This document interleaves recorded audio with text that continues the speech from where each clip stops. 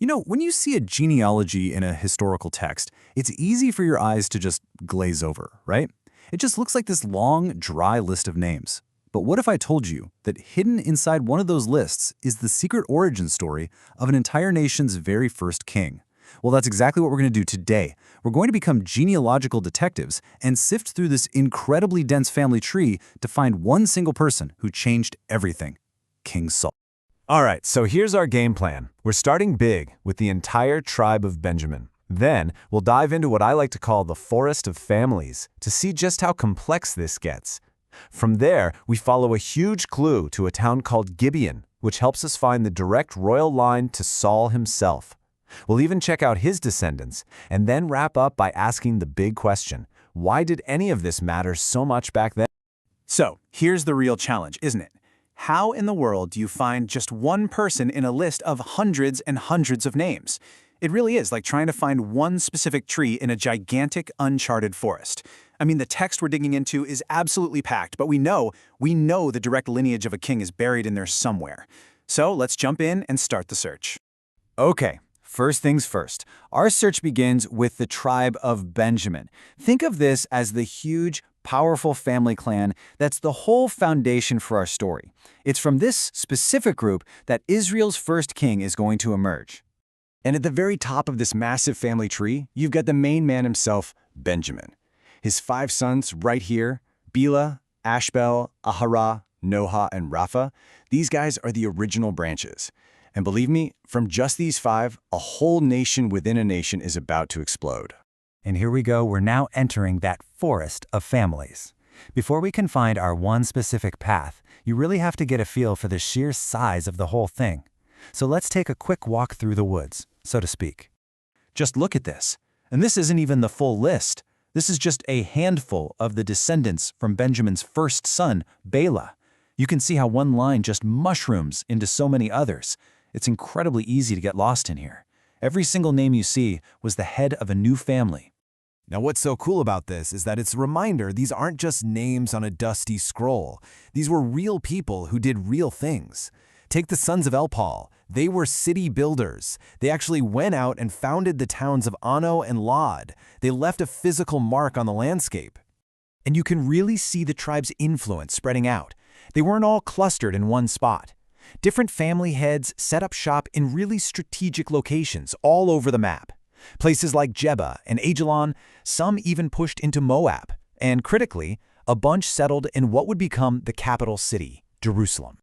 I just love finding these little nuggets in the text. It's not always just so-and-so was the father of so-and-so. The sons of Ulam, for instance, they had a reputation. They were known for being brave warriors, total pros with a bow. It just adds so much color and personality to the list.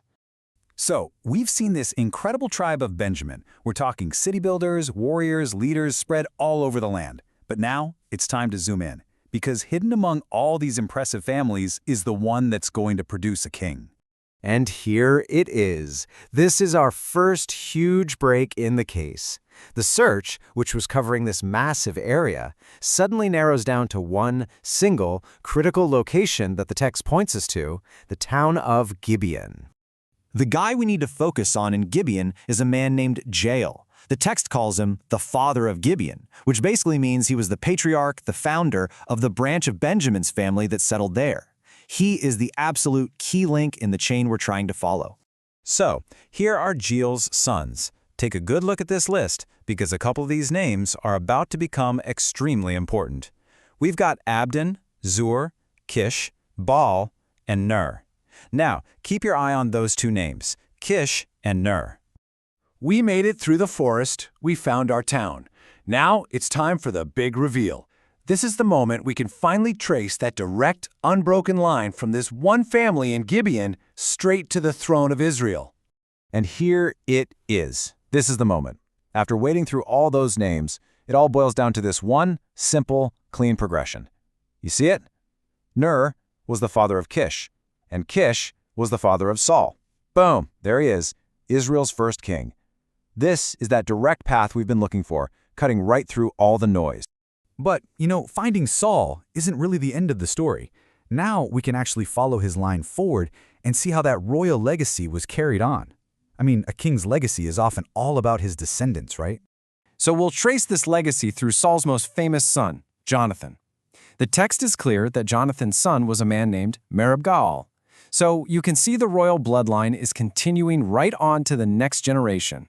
And it keeps going. Merib-Baal, who is Saul's grandson, he has a son of his own named Micah, so now we're 2 full generations away from the king, but you can see just how carefully this family line is still being documented. And what do you know? Just like we saw with Benjamin's sons way back at the beginning, the family line branches out all over again.